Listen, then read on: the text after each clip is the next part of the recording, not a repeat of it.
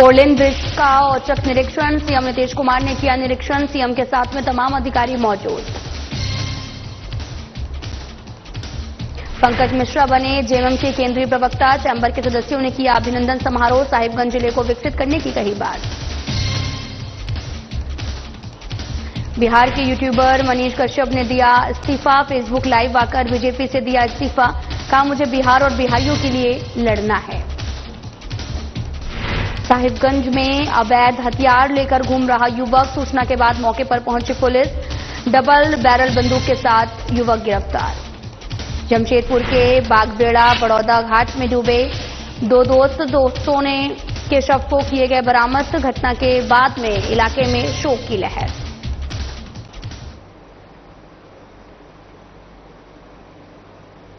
नमस्कार, मैं हूं आपके साथ अंकिता पाल। बुलेटिन की शुरुआत करते हैं। खबर वैशाली से है, जहां पर बिहार के सीएम नीतीश कुमार गांधी सेतु के समांतर बन रहे 4 लेन ब्रिज का औचक निरीक्षण करने के लिए पहुंचे और संबंधित पदाधिकारियों को आवश्यक दिशा निर्देश दिए। पटना से गांधी सेतु होते हुए सीएम का काफिला हाजीपुर पहुंचा है और इस दौरान पटना और वैशाली जिले के तमाम अधिकारी भी मौके पर मौजूद रहे। हालांकि सीएम अधिक देर तक नहीं रुके, 10 से 15 मिनट के अंदर ही वापस पटना के लिए निकल गए। मौके पर मंत्री विजय चौधरी भी उपस्थित थे।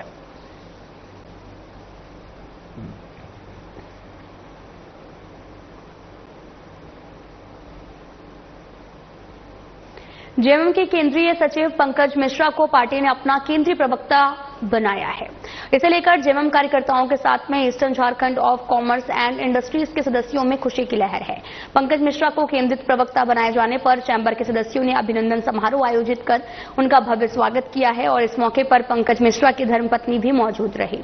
अपने संबोधन में पंकज मिश्रा ने कहा कि आने वाले 2-3 सालों में साहिबगंज जिला झारखंड का सबसे विकसित जिला होगा। आज मुझे भी सौभाग्य प्राप्त हुआ कि मुझे अपने घर में सम्मानित करने का मौका मिला। मैं इसे सम्मान नहीं समझता हूं, बल्कि मुझे आज अपने घर में मुझे और कार्य करने का बोझ प्राप्त हुआ।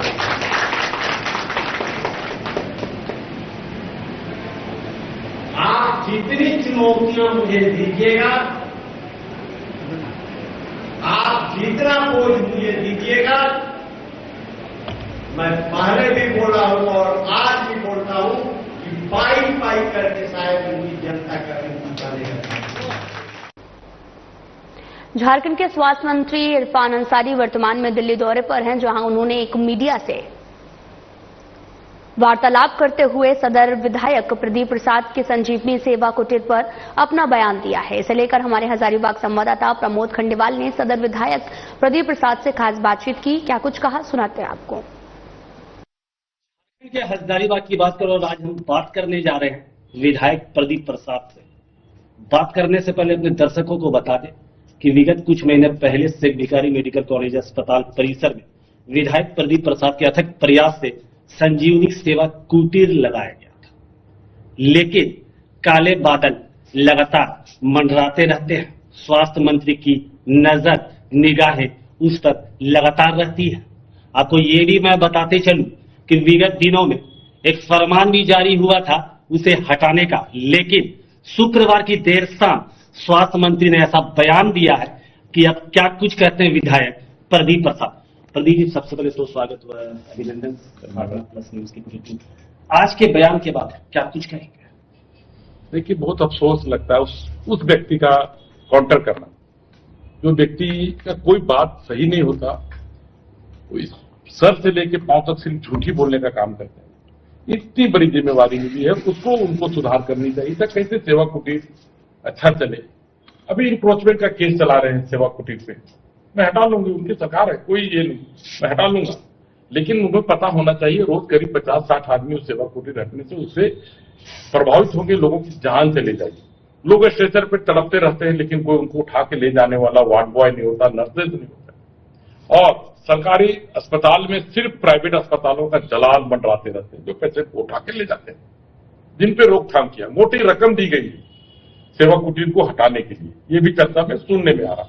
मेरे पास तो कोई प्रूफ नहीं है, लेकिन मोटी रकम यहां से लेके गए और उन्हें हटाने का कर रहे हैं। 8 विधायक थे, 2 सांसद थे, सारे जिला के प्रशासनिक अधिकारियों को वहां बुलाया गया था, सारे लोग आए थे और उनके ये से हुआ था और अच्छा से चल रहा। आज तक सिंगल को प्रदीप प्रसाद और उसके टीम पे नहीं किया जा सकता, इल्जाम नहीं लगाया आज तक कि सदर अस्पताल में कोई हो रही। ब्लड की दोने की बात हो, इमरजेंसी दवाई देने की बात हो, अपने निजी खर्चे से लोगों को डेड बॉडी ले जाने का बात हो, हॉस्पिटल ले जाने का बात हो, तरह तरह का बात हो, दलालों को वहां से भगाने का बात हो, और उन बच्चों पे इल्जाम लगाए। दिल को चोट कर रहा है, जो बच्चे पढ़े लिखे अच्छे घर के बच्चे हैं। देखिए कमाल है कि जिस तरीके से परसों देर रात से महिला डिलीवरी महिला के बाद से ये मामला पकड़ा है, और वहीं उन्होंने आरोप भी लगाया है कि संजीवनी सेवा कुटीर के अंदर गांजा, चरस, इस तरीके का सेवन किया जाता है। तो किस एंगल से और किस नजरिए से देखते हैं इसको? देखिए बहुत तकलीफ हुआ इस बात का, इतना बड़ा आरोप लगाया गया, उससे काफी तकलीफ हुआ उन बच्चों को जो निस्वार्थ रूप से सेवा दे रहे हैं, उन लोगों को जो निस्वार्थ रूप से ब्लड दे रहे हैं, जो आर्थिक सहयोग कर रहे हैं, रात दिन अपनी सेवा कर रहे हैं। अच्छे घर से पढ़े हुए लिखे बच्चे, कोई कोलंबस कॉलेज का, कोई जेबीआर का, कोई अच्छे अच्छे घराने से बच्चे निस्वार्थ रूप से सेवा कर रहे हैं। उनके दिल पे क्या हो? आप किसी को चोर बना देंगे, किसी को नशेड़ी बना देंगे, जो दूर दूर तक नशा का एबीसीडी नहीं जाता, वैसे सारे लोग हैं। आप लोग भी मीडिया वाले लोग हैं, कभी आप लोग को सुनने को मिला क्या? किसी को देखने सिर्फ मिला तो वाहवाह ही मिला उसमें। एक सिंगल आदमी है जो आज इल्जाम लगा रहा है। तो कोई यूक्रेन से नहीं पढ़ा हुआ यार, सब जेबीआर कॉलेज से पढ़ा हुआ, सब अच्छे घर से लोग हैं, कोई फर्जी आदमी नहीं है। अब क्या करेंगे, चूंकि झारखंड सरकार उनकी है और लगातार काले देखिए आने वाले दिन में जनता जवाब देगी, यहाँ का जनता तो जवाब देगी, ऊपर वाला भी जवाब देगा, श्राप लगेगा, हाई लगेगा, उन गरीबों की बद्दुआ लगेगी। अगर ऊपर वाला सही में अगर है तो उनको बद्दुआ लगेगा। संजीवनी सेवा कुटीर हटा लिया जाएगा। आप सरकार में कुछ भी कर सकते हो।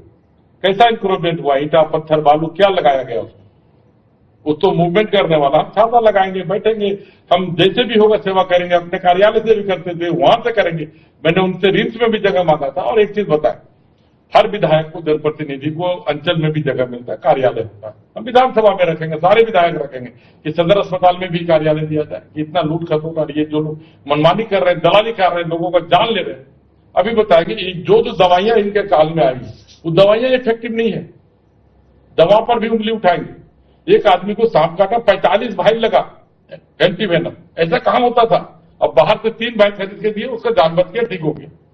तो इस तरह का काम इस सदर अस्पताल में हो रहा है, ऊपर से नीचे स्वास्थ्य व्यवस्था। मंत्री जी ने छेड़खानी का आरोप भी लगाया है। आप प्रूव करें, मंत्री जी कुछ भी कर सकते हैं, उनकी सरकार है, वो डॉक्टर से कुछ भी करा सकते हैं। वो एक प्रूफ तो करके दिखाएं कि यहाँ इस तरह का कुछ घटना घटा है। वो बलात्कार का भी उपयोग कर सकते हैं, उस नीचे स्तर तक गिरे हुए। शर्म नहीं लग रहा उन बच्चों को देख के जिनके ऊपर वो लांछन लगा रहे हैं? आगे क्या करें?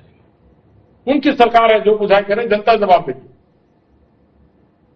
आप देखेंगे हजारीबाग की जनता में कितना आक्रोश होगी। वो एक धर्म का नेता बनना चाहता है कि मुस्लिम का नेता है, मुस्लिम का नेता है, लोग भी उसको जवाब देंगे। आप देख लीजिएगा, ये चीज आने वाले दिन में आपको देखने को मिलेगी। चलिए बहुत बहुत धन्यवाद। चूंकि अब देखना लाजमी हो, चूंकि जिस तरीके से काले बादल मंडरा रहे हैं संजीवनी सेवा कुटीर में, क्या आगे सेवा दे पाएगा या नहीं?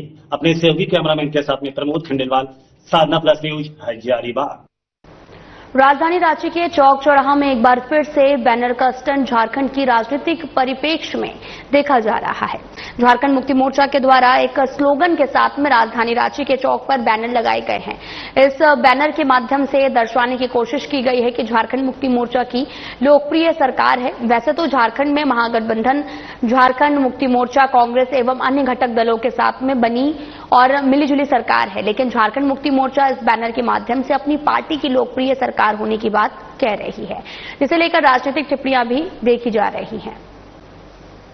इसी बैनर से क्या स्पष्ट हो रहा है, ये राज्य की जनता के लिए मुद्दा नहीं है। मुद्दा यह है कि इस राज्य में महागठबंधन की सरकार काम कर रही है और बेहतर काम कर रही है। मुद्दा यह है कि जो 17 साल का भारतीय जनता पार्टी का कुशासन था, उस कुशासन को हमने खत्म करने की दिशा में सकारात्मक रूप से महागठबंधन की सरकार काम कर रही है। हमें लगता है कि कोई व्यक्ति अगर अपना बैनर लगाता हो तो वो बैनर उसका है और स्वाभाविक तौर पे वो उसकी भावना है। हम तो ये कह रहे हैं कि यही तो डेमोक्रेसी है। हम तो बार बार इस बात को कह रहे हैं कि यही लोकतंत्र है, लोग अपनी भावनाओं को प्रकट करते हैं। कल हम भी अपनी भावना को प्रकट कर सकते हैं। तो हमें लगता है कि ये राज्य के लिए मुद्दा नहीं है कि कौन क्या बैनर लगाए। हम लोगों ने भी देखा है, क्योंकि वो दिखाने के लिए ही लगा है, तो स्वाभाविक है। अब प्रमुख मार्गों पर लगेगा तो स्वाभाविक है कि कोई भी देखेगा, और हम लोगों ने भी देखा है। लेकिन हमें लगता है कि ये जो गुरूर आया, इन लोग बड़ा लंबे समय से बोलते थे कि कल्पना जी आई तो एक हम लोगों को बहुत लाभ मिला। तो एक महिला नेत्री को तो पहले इन्होंने छोड़ दिया। ये गुरुजी और हेमंत जी और बसंत जी में ही रह गए। एक तो इन्होंने अपने महिला नेत्री का सम्मान बढ़ाना उचित नहीं समझा। कल्पना जी का भी जोड़ लेते तो ज्यादा अच्छा होता है। अब कल्पना जी के कारण क्या है, कल्पना की उड़ान है, ये भी लिख सकते थे। तो शायद इन लोगों से मिस्टेक हो गया। कल्पना जी का हाँ, लेकिन कल्पना जी का वो नारेबाजी में, नारे में उन लोग नहीं जोड़ सके। पता नहीं शब्द नहीं बैठा होगा कुछ। और गुरूर किस बात का गुरूर? क्या आदिवासी बच्चियों की हत्या हो रही है, बलात्कार हो रहे हैं सामूहिक? क्या इसका गुरूर है इस राज्य को? जनसुराज के सूत्रधार प्रशांत किशोर ने चुनाव आयोग की निष्पक्षता पर उठे सवाल पर अपनी प्रतिक्रिया दी है। उन्होंने क्या कुछ कहा, आपको सुनाते हैं। उन्होंने टीका टिप्पणी करी है। तो अब ये चुनाव आयोग यही संदेश देंगे कि बिहार की स्थिति बदले, बेहतरी के लिए बदले, बिहार में बदलाव हो, बिहार में बच्चों के लिए शिक्षा रोजगार हो, नीचे करो ना टीवी, और आने वाले समय में बिहार में जो गरीबी, जो शिक्षा, जो भ्रष्टाचार है, इसका अंत हो। मां की कृपा से बिहार भी देश के अग्रणी और विकसित राज्यों में शामिल हो, यहाँ भी लोगों के बच्चों के लिए पढ़ाई और रोजगार हो, इसी कामना से यहाँ पर आए।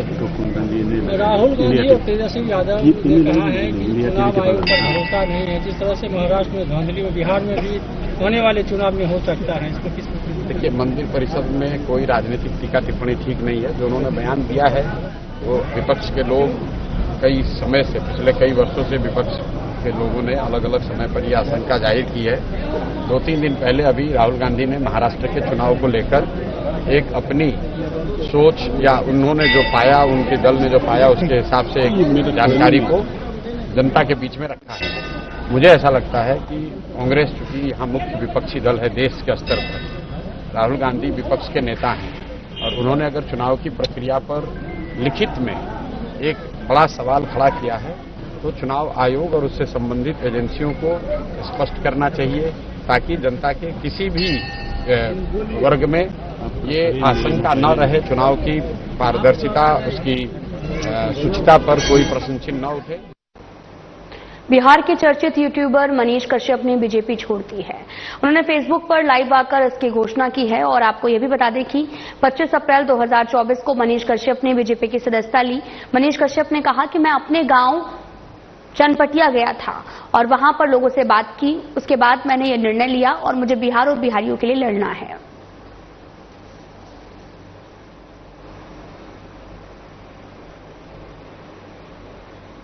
भाजपा में नहीं हूं और भारतीय जनता पार्टी का सदस्य मैं अब नहीं हूं। मैं ये घोषणा कर रहा हूं।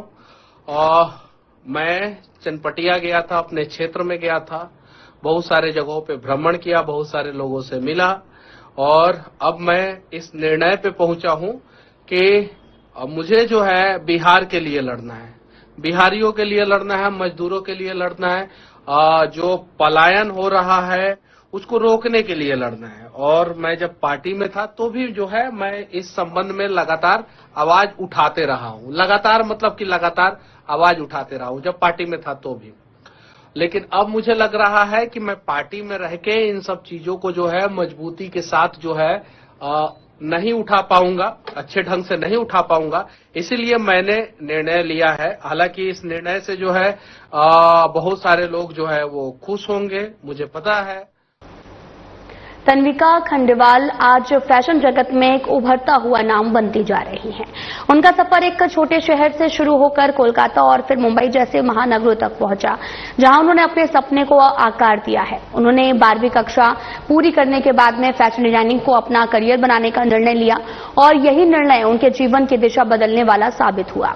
तन्विका ने डिजाइन की मूलभूत समझ कोलकाता में रहते हुए प्राप्त की है और जहां उन्होंने फैशन और टेक्सटाइल डिजाइन की बारीकियों को समझा है और इसके बाद उन्होंने मुंबई की एक प्रतिष्ठित फैशन डिजाइनिंग संस्था से औपचारिक शिक्षा प्राप्त की और यहां उन्होंने न केवल डिजाइनिंग के तकनीकी पहलुओं को सीखा बल्कि अपने भीतर छुपी रचनात्मकता को भी जो है निखारा है। तन्विका की डिजाइनिंग की खासियत यह भी है कि वो पोशाक को एक कहानी की तरह गढ़ती हैं। वो खुद फैब्रिक्स का चयन करती हैं, बारीकी से बारीक डिटेल पर विशेष ध्यान देती हैं और इसी कड़ी में हमारे संवाददाता प्रमोद खंडेवाल ने तन्विका खंडेवाल से खास बातचीत की। झारखंड के हजारीबाग की बात कर रहे हैं एक ऐसे कलाकार की जो कम समय में एक बेहतर फैशन डिजाइनर के रूप में उभरी है। जी बिल्कुल, तन्विका खंडेलवाल वरिष्ठ समाजसेवी राहुल खंडेलवाल के भाई रवि खंडेलवाल की सुपुत्री आज हमारे साथ है। तन्विका जी, सबसे पहले तो साधना प्लस न्यूज की पूरी टीम की तरफ से ढेर सारी शुभकामनाएं बताइए। कैसा रहा ये सफर आपका? शुरू में बहुत मुश्किलें आई, पर धीरे धीरे मैं अपने प्लानिंग के अनुसार मैं सारा काम करते आई हूँ और आगे भी करते आऊंगी। तो शुरू में मुश्किलें आई और बाकी अभी सही चल रहा है। मैम, जब आप इस स्टेप को टचअप किए, स्टार्टिंग में बहुत सा अड़चने आपको आई होंगी, कैसा रहा था? स्टार्टिंग में मैंने डिजाइनिंग से शुरू किया अपना। मैं डिजाइन भी करती हूँ, मैं पैटर्न मेकिंग भी बनाती हूँ, मैं सारा काम करती हूँ जो एक डिजाइनर को करनी चाहिए। मैं फैब्रिक भी जो मैं अपना लेबल खोली हूँ, लेबल तन्विका खंडेलवाल। स्टार्टिंग मैं सारा फैब्रिक भी खुद सोर्स करती हूँ, डाई भी कलर लाइन के अनुसार मैं डाई वगैरह सब कराती हूँ। फिर डिजाइनिंग करती हूँ, फिर कारीगर से पूरा लग के काम कराती हूँ कि कुछ 19-20 नहीं होना चाहिए, कुछ खराब होना नहीं चाहिए। फिर प्रोडक्शन होता है, मैन्युफैक्चर होता है और फिर मेरे पास वो रेडी होकर आता है। ये तमाम चीजें जो है आप बारीकी से देखती हैं, हर चीजों पे नजर रखती हैं, कहाँ से सीखा ये आपने? मैं अपना डिजाइनिंग मैं बचपन से करते आई हूँ। मुझे स्केचिंग ड्राइंग्स का बहुत शौक है। फिर मैं आफ्टर 12th में कोलकाता गई, INIFD कोलकाता से मैंने अपना डिग्री कोर्स हासिल किया। उसके बाद मैं मुंबई गई अपना मास्टर्स डिग्री कंप्लीट करने। मैंने मास्टर्स इंस्टीट्यूट ऑफ मैनेजमेंट से किया। वहां से मुझे इच्छा जगी, वहां पे मेरी कोर्सेज थी टेक्सटाइल मैनेजमेंट। टेक्सटाइल को बारीकी से मैंने पढ़ा, उसके बारे में जाना, एम्ब्रॉयडरी कैसे होता है, कारीगर से कैसे काम किया जाता है, खाका कैसे रेडी होता है, सारा चीज मैं मुंबई जाके सीखी और वहां से मुझे अपना ये पैशन अपना मैं शुरू किया। मैम, एक सवाल है, सैटेलाइट टाउन में आपने सीखा और एक छोटे से शहर से शुरुआत आपने, ऐसा अजब सा फील नहीं होता आपके मन में, यार पढ़ाई मैंने सैटेलाइट टाउन में की और एक छोटे से शहर से शुरुआत है, क्या ऐसा इस तरीके से इस शहर में मिल पाएगा क्या जो आप चाहते हो? मेरा हमें बचपन से था कि मैं अगर अपना कुछ बिजनेस करूं तो मैं अपने होम टाउन से करूं, क्योंकि बाहर बड़े शहरों में हर कुछ अवेलेबल है। मैं चाहती हूँ मेरे होम टाउन में क्वालिटी अच्छा मिले और प्राइस रीजनेबल हो, तो लोगों तक वो चीज पहुंचे और मैं उनके हिसाब से उनके लिए काम कर पाऊँ जैसा वो। एक अंतिम सवाल, आपके ही उम्र की बहुत सी ऐसी लड़कियां हैं या कोई अगर गृहिणी की बात करूं, महिलाएं की कला है लेकिन वो निखार नहीं सकती, क्या कुछ कारण इसके पीछे? उन घर की रुकावटें में भी, या उन्हें घर के कामों से नहीं मिल पा रहा है वक्त। पर मेरा ये कहना है कि आप घर बैठे भी बहुत कुछ कर सकते हैं। आप अगर आपका फूड कुकिंग में एक शौक है तो आप घर बैठे भी अपना उस चीज को निखार सकते हैं। जैसे मैंने अपना घर पे स्टूडियो रन कर रही हूँ, क्योंकि मैं घर से ही कुछ करना चाह रही थी और लोगों तक पहुंचाना चाह रही थी अपना चीज। वैसे लोग जिनमें कला है लेकिन वो निखार नहीं पा रहे, वैसे लोगों से क्या कुछ कहेंगे? कि आप अपने लिए थोड़ा टाइम निकालें और अपने ऊपर काम करिए और आप भी बहुत आगे जा सकते हैं। चलिए, बहुत बहुत धन्यवाद। स्वाभाविक सी बात है, अगर आप में कला है तो कला को निखारना चाहिए। अपने से वही कैमरामैन के साथ में प्रमोद खंडेलवाल, साधना प्लस न्यूज, हजारीबाग। जमशेदपुर में ट्रैफिक पुलिस की ओर से किए जा रहे हेलमेट चेकिंग अभियान का एक वीडियो सोशल मीडिया पर तेजी से वायरल हो रहा है। लोग इस वीडियो को देखकर घटना की कड़ी निंदा कर रहे हैं। दरअसल ट्रैफिक पुलिस के जवानों ने जो टाटा स्टील के कर्मचारियों को सिद्धगोड़ा के 28 नंबर रोड खटाल के निकट रोका, जहां पर प्रदीप त्यू न्यू बारीडी में रहने वाले ट्रैफिक पुलिस का जवान ने उनकी बाइक की चाबी छीनने का प्रयास किया है। बाइक की चाबी जब जवान नहीं छीन सका तो उसने सिर पर हेलमेट को उतार लिया और वैसे साधना प्लस न्यूज इस वायरल वीडियो की पुष्टि नहीं करता है। साहिबगंज पुलिस अधीक्षक अमित कुमार सिंह को गुप्त सूचना मिली कि जिरबाबाड़ी थाना क्षेत्र के लोहंडा बंद प्रेशर के पास में एक युवक अवैध हथियार लेकर घूम रहा है, जिसकी जानकारी देते हुए सदर एसडीपीओ किशोर तिर्की ने बताया कि सूचना के बाद गठित एक टीम मौके पर पहुंची, जहां पुलिस ने थाना क्षेत्र के सोती चौकी कुटहरी निवासी युवक मनेश्वर मंडल पिता काशी मंडल को एक देसी डबल बैरल बंदूक के साथ में गिरफ्तार कर लिया है। 7/6/2025 को पुलिस अधीक्षक साहेबगंज को गुप्त सूचना मिली कि लोहंडा स्थित बंद क्रशर के पास एक व्यक्ति अवैध हथियार के साथ घूमते देखा गया है। इस सूचना पर पुलिस अधीक्षक द्वारा मेरे नेतृत्व में एक टीम का गठन किए और गठित टीम तुरंत त्वरित कार्रवाई करते हुए एक व्यक्ति को बंद प्रेशर के आसपास घूमते पकड़ा गया। जमशेदपुर के परसुडी में लगातार 2 दिनों में 2 महिलाओं से छिनतई का मामला सामने आया। पहला मामला चांदनी चौक निवासी कनिका गोप का है, जो कि अपने घर से बाजार जा रही थी और इस दौरान बाइक सवार 2 युवक उनका मोबाइल और पर्स छीनकर फरार हो गए। वारदात के दौरान महिला सड़क पर गिर पड़ी। पूरी घटना वहां पर लगे सीसीटीवी कैमरे में रिकॉर्ड हो गई है।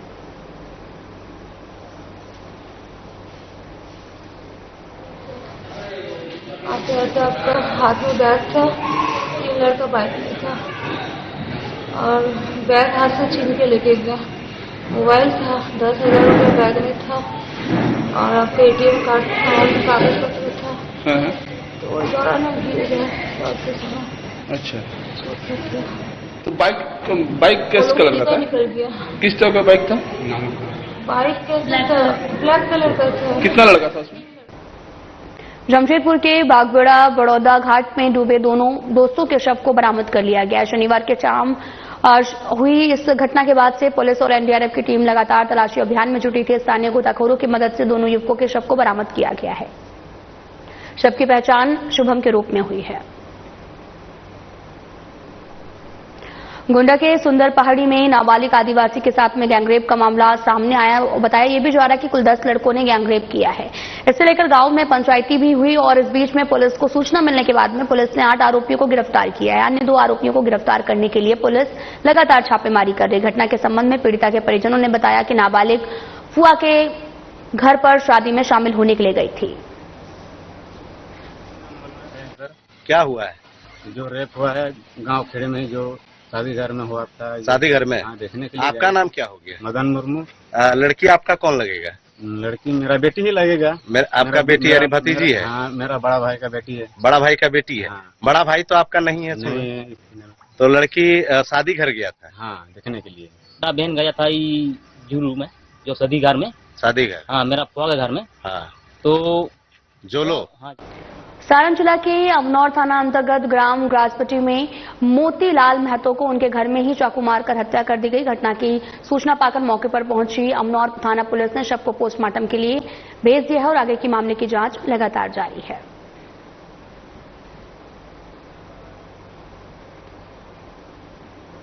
समस्तीपुर जिले के मुफस्सिल थाना क्षेत्र के जितबारपुर चौथ गांव में बकरीद के मौके पर दिल्ली से घर लौटे युवक को बड़े भाई ने घर में घुसने नहीं दिया। जब वो चाचा के यहां पर जाकर रुका तो उसके भाई और भतीजे वहां पर पहुंच गए। उस पर चाकू से हमला की। मारपीट की घटना में दूसरे पक्ष से भी प्रिंस नामक युवक जख्मी हुआ है। दोनों को उपचार के लिए अस्पताल में भर्ती कराया गया। बताया यह भी जा रहा है कि घटना के पीछे पुश्तैनी जमीन का विवाद है। जमीनी विवाद है, हम लोगों का बहुत दिन से चल रहा है। जमीन है, इस पर कंप्लेन हमारे फादर ने थाना में भी 28 तारीख को किया है, 28 मई को। कौन से थाने में? नगर थाने में। पश्चिमी सिंहभूम जिला मुख्यालय के सदर प्रखंड अंतर्गत ग्राम आचू में एकलव्य आदर्श आवासीय विद्यालय निर्माण को लेकर ग्रामीणों ने विरोध किया।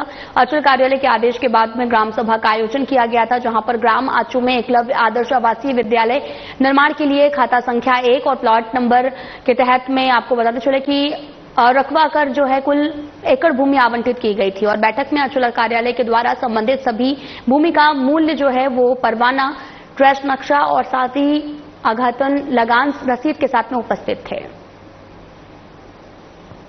एकलव्य विद्यालय सैंक्शन हुआ है, उसको बनाना है।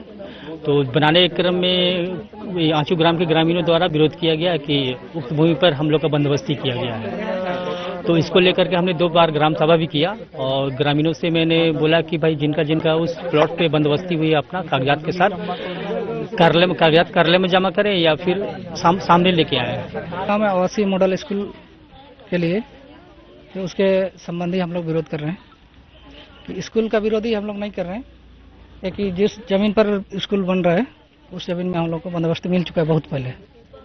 ये हम लोग विरोध कर रहे हैं कि स्कूल जो यहाँ बन रहे हैं हम लोग नहीं चाह रहे हैं यहाँ बनने के लिए। जैसे हम लोग का रहने के लिए घर भी नहीं है, कुछ भी नहीं है, छोटा मोटा घर में रह के हम लोग कुछ भी मतलब कुली मुजरी काम करके हम लोग बच्चे सबको पाल पोस रहे हैं और यहाँ मतलब हम लोग का जगह ही नहीं है, कुछ भी नहीं है। और यहाँ जो स्कूल बन रहा है स्कूल का बदली हम लोग को थोड़ा थोड़ा जगह दे के वहाँ घर बनाने के लिए। फिलहाल में इतना ही। नमस्कार।